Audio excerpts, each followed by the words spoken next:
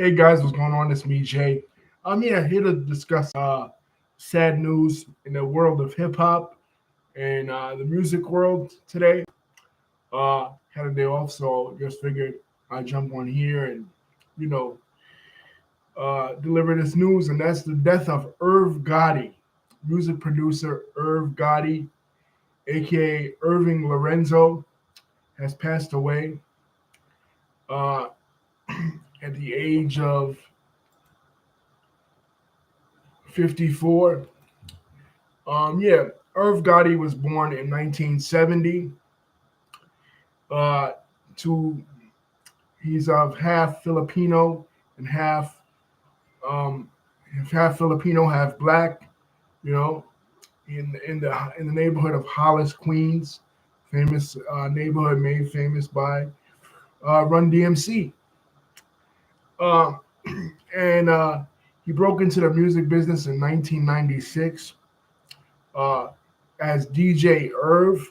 He co-produced at that time Jay Z's song "Can I Live" on Jay Z's uh, first album, Reasonable Doubt. Um, and from there, Leo Cohen, who was, you know, in charge of Def Jam at that time, decided that he should have his own label. So he is watching a documentary on Albert Anastasia, a famous mobster. And Albert Anastasia, from this is like the 1920s and 30s, right? He's figuring out, trying to figure out what to call the name of this group, which was supposed to be originally Ja Rule, who also from Hollis, Queens, Jay Z, and DMX, because Irv Gotti worked heavily with DMX, helping to put out DMX as well. So this is like 1999, right? Because he put out DMX, in 1998. So uh, we have a video on the life of DMX as well. So he's trying to figure out what to call this group. So he's watching A&E Network. They're doing Gangster Week, and he comes across the autobiography or the biography of Albert Anastasia, this mobster. And Albert Anastasia had he had like Jewish henchmen, like Jewish gangsters, Jewish goons that was part of, because Jewish people in the Costa Nostra, the way the rules worked was like you couldn't be a member of the Costa Nostra unless you was, Italian, specifically Sicilian, but you could be an associate. So they would most of the hitmen were Jewish, and they were part of this group called Murder Inc. This included the likes of Bugsy Siegel, the likes of Louis Lepke, Buchalter.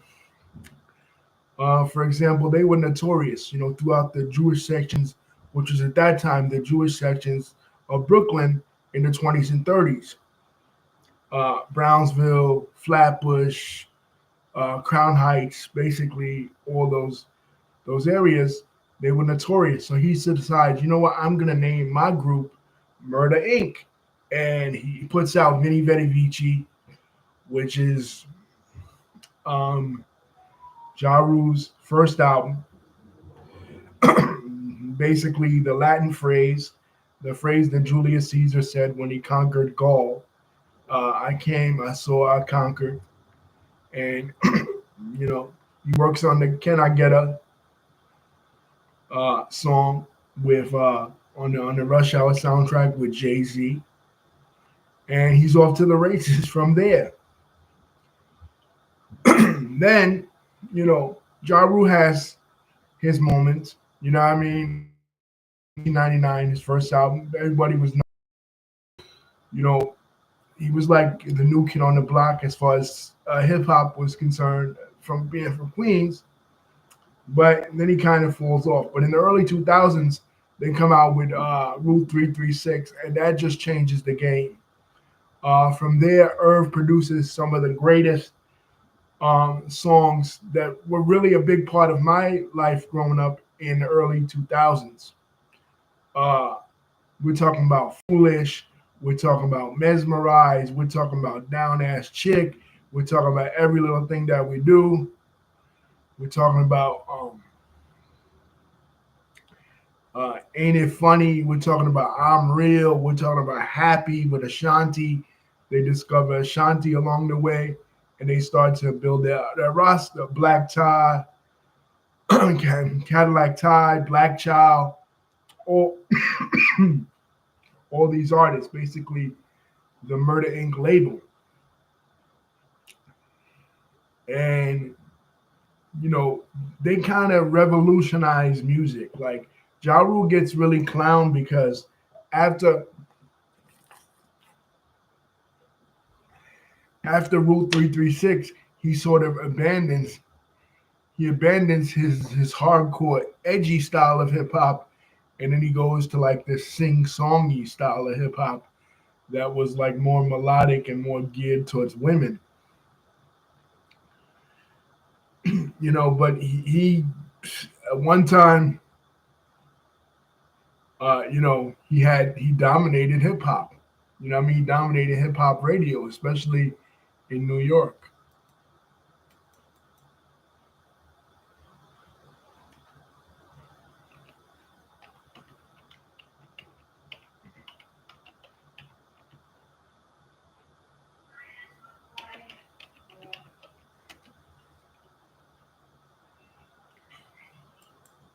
Put It On Me, come on, that was a classic song. But anyway, from there, he starts to, work on movies, do a lot of other shit. But and when um, in 1994, this was before he really hit it big, even as DJ Irv. In 1994, he meets up with Supreme McGriff. Now, who was Kenneth? who was Kenneth? Pardon me. Who is Kenneth Supreme McGriff? Kenneth Supreme McGriff was one of the most notorious drug kingpins in the history of New York in the 1980s. He was the founder of the Supreme Team, basically a gang, drug-based gang that uh, operated out of the Baisley projects in Southside Jamaica, Queens.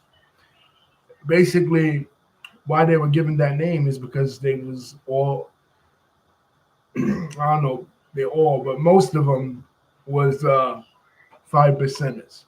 You know what I mean? They communicate. They will use the supreme alphabet, which is basically uh, code words to understanding uh, 120 lessons, which are the lessons of the 5% nation. Uh, they're very hard. They're very hard to understand, very hard to memorize. So when the father left, uh, this was taught to the ministers of the Nation of Islam. So when the father left the mosque in 1964, he and Abu Shaid, his homeboy, another brother that left. This was mosque number 7 in Harlem. When they left, um,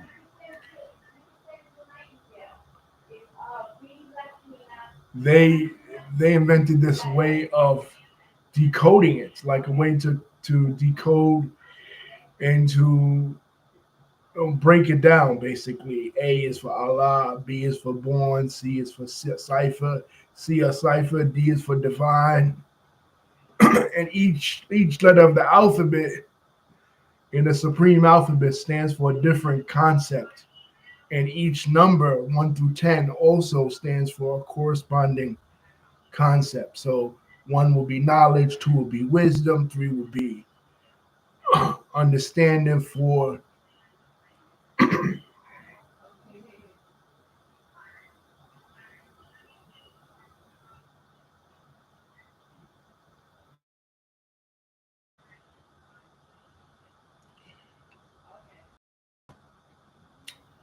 for and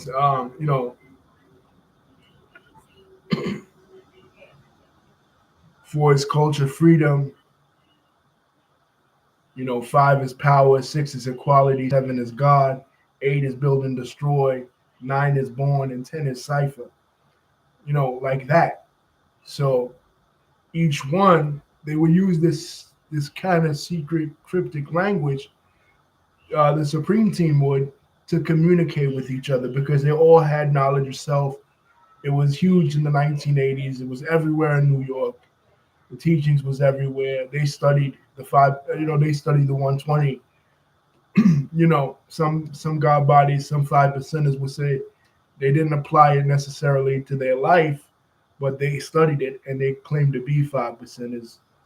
And they used the supreme wisdom. I mean, the supreme mathematics and the supreme alphabet to communicate with each other, so the cops wouldn't understand what they were saying. And they became one of the biggest drug crews in the 80s, probably the biggest, especially in Queens. So Supreme, he gets out of jail, 94, he hooks up with Irv. He wants to make a movie based on the novels of Donald Goins, with I was just Iceberg Slim, a famous author slash pimp that wrote a lot of, urban crime books or whatever. So that's when he becomes acquainted with Irv. Pretty soon he becomes acquainted with Irv pretty tightly. And around this time, this causes a rift between uh, Ja Rule and 50 because 50 Cent has beef.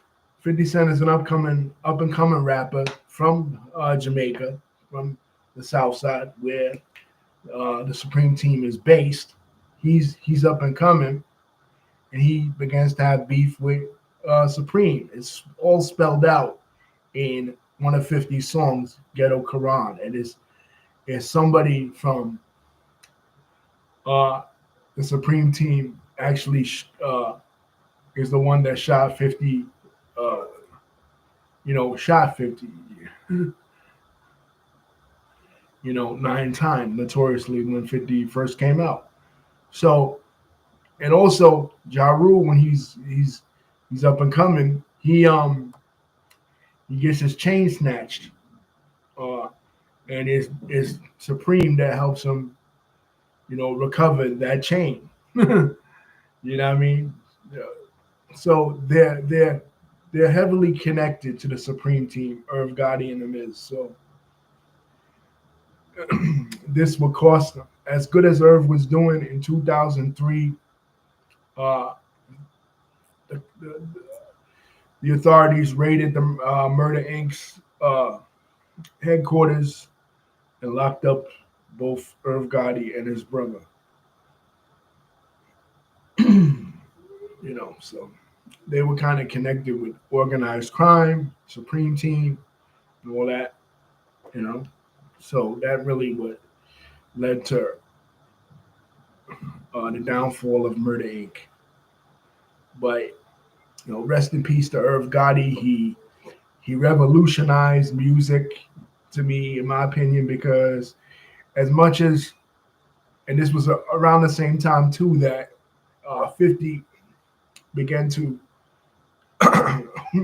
50 Cent came out and he was hooked up with Eminem and Dr. Dre, and he kind of bit off Ja Rule's style. He dissed Ja Rule, he dissed Irv, he dissed Murder Inc., being pussy and sing song style, but he copied that same sing song style. A lot of the shit he did, later on in 2003. So, I mean, who's the biter? If you love 50 style, then you kind of gotta love Ja Rule style too, because 50 bit off his style. So, Irv continued to make music, and he did that.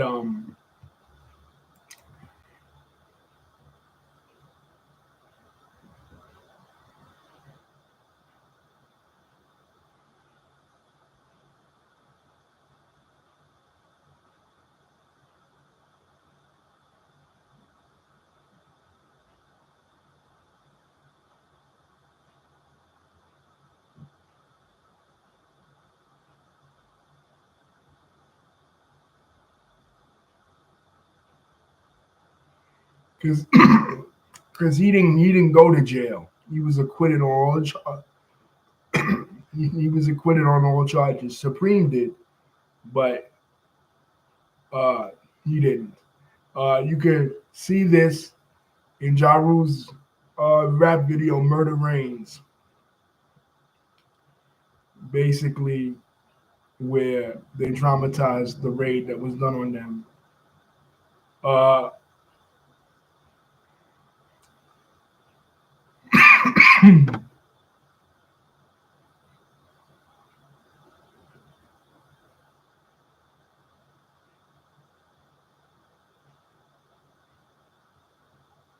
they eventually did come out with the Crime Partners series. Uh,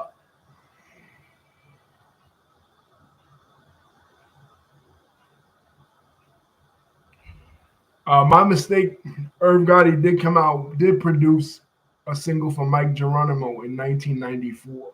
So uh, he was out in 1994. That's when he first came out. And they eventually did produce that series. Uh,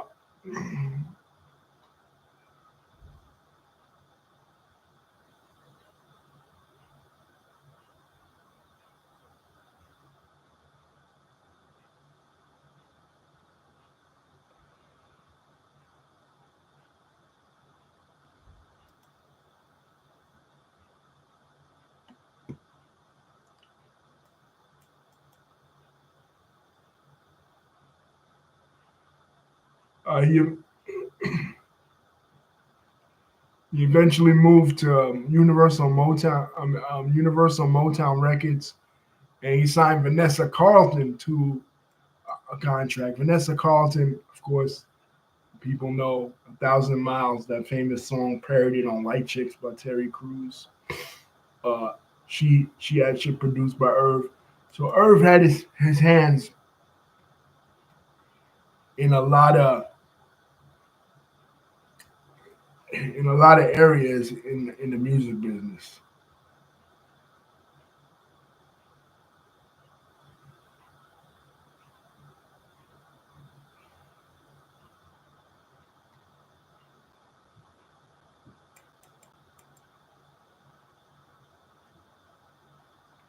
He eventually relaunched Murder Inc. as Visionary. He was the BET series that he produced was Tales, which I liked one of them. I only seen one. It was like a fantasy scenario where like the social situations between white folks and black folks in America was switched, and black people were on the upper crust of the socioeconomic ladder, and white people were on the lower ebb of the socioeconomic ladder. So all the social issues that we see arising from systemic racism appear in reverse in this version of reality where like the black people are mad rich and relationships between the two protagonists, the one black girl and the white boy is taboo in the same way that in our reality relationship between an upper class white girl and a black dude from the hood is taboo in our society. You know what I mean? I like that one. That's the only one really I've seen out of that, but he helped produce that as well. So,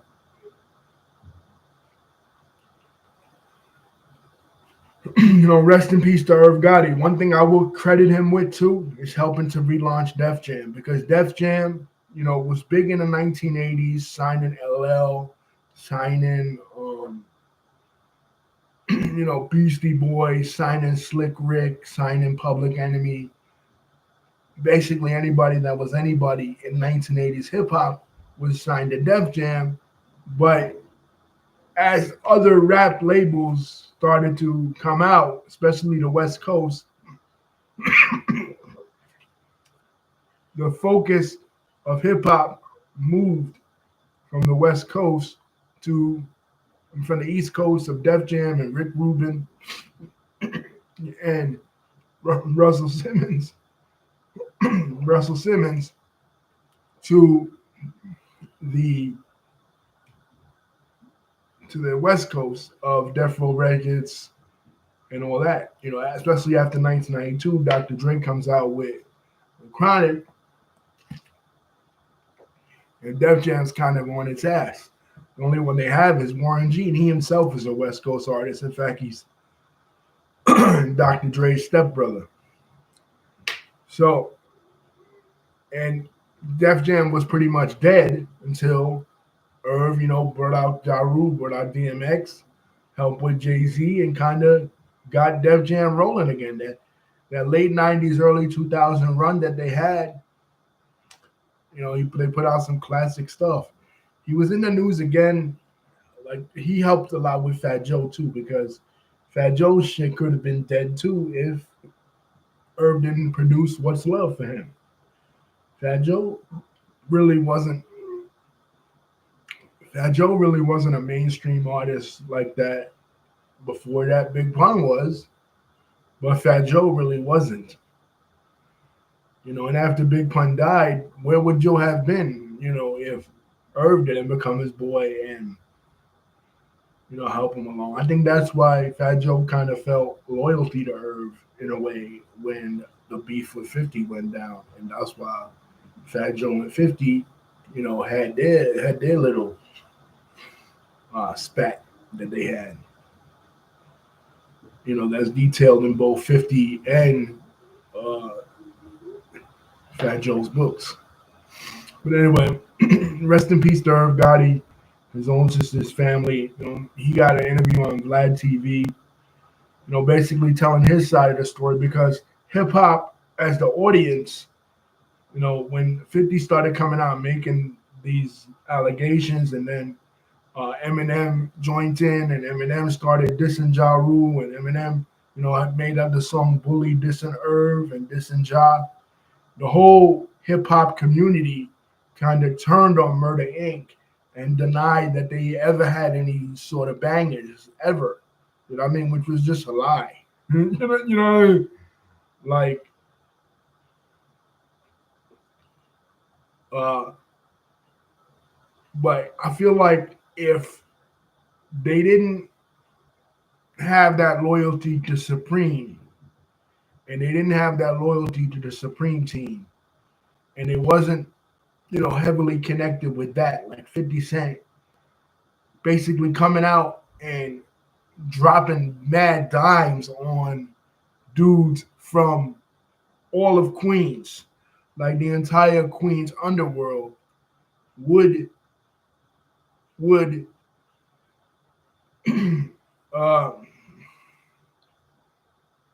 they even had that beef, and would hip hop had turned on Murder Inc. the way they turned on them? I don't know. You know what I mean?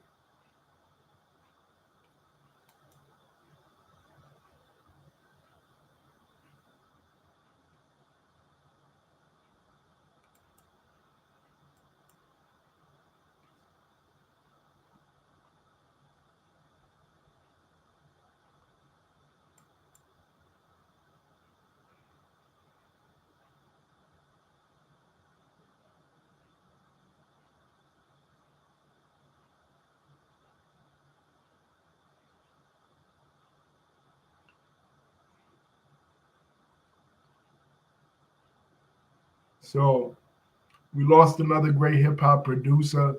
Like I said, rest in peace to him.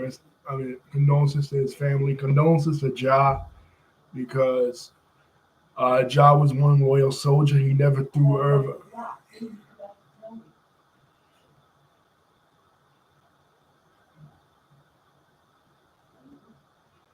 Nah, I told you earlier.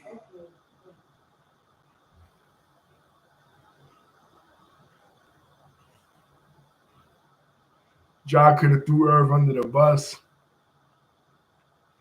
and continue with all his career, blame Irv and his ties with Supreme for their downfall, but he didn't do that. He never did that. He's still loyal to Irv. So shout outs to Ja for that.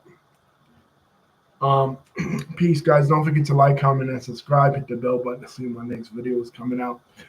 Ja Rule and Ashanti, Irv and Ashanti had some sort of a falling out because he basically outed to people on the Drink Champs podcast that he was having an affair with Ashanti, when she was with Murder Inc. And basically that her song Happy was about him. And he was upset that she had begun to date Nelly at the time. And meanwhile, Irv was married. So, that caused quite a stir a couple of years ago on the internet and the hip hop community. But anyway, guys, don't forget to like, comment, and subscribe. Hit the bell button. See my next video is coming out. Love you.